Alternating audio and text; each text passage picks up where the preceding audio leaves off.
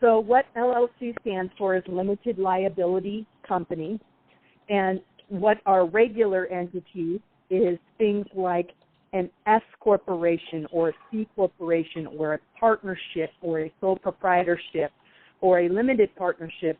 And in some situations, a limited partnership will have the same impact as a limited liability company. And the reason why you want to have that versus anything else is from an asset protection standpoint and from a tax planning standpoint, but let's just look at it from an asset protection standpoint. That's the reason I like them. They have what's called the charging order. So if you're engaged in a lawsuit situation, most of the time what will happen is the corporate veil will not be pierced.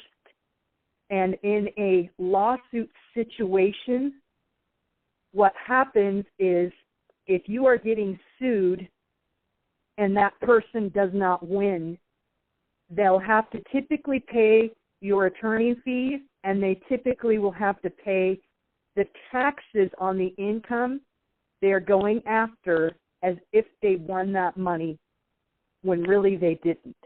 That's typically what happens.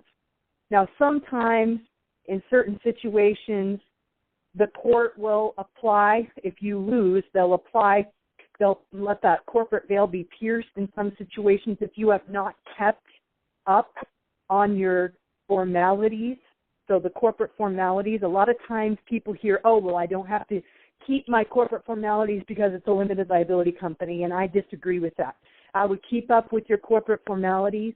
So, engaging in your annual meetings, doing your minutes, doing your formalities and things like that, and resolutions, things like that. I would keep up with those activities, pay somebody to do it. If you're too busy to do it, have that delegated off to somebody else. And then for those things, it's the advantage because of that. And then from a tax planning standpoint, if you get audited, the IRS is going to look at that and they're going to say, did you keep track of these things?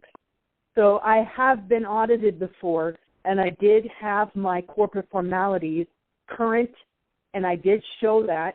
And because of that, it didn't go to, or I didn't get that pierced from an audit standpoint. I did get that stuff, and it was kept current, and they did look at that, and that was something that was to my advantage. So from a tax planning standpoint, from an asset protection standpoint, limited liability companies are better because of the charging order, in my opinion.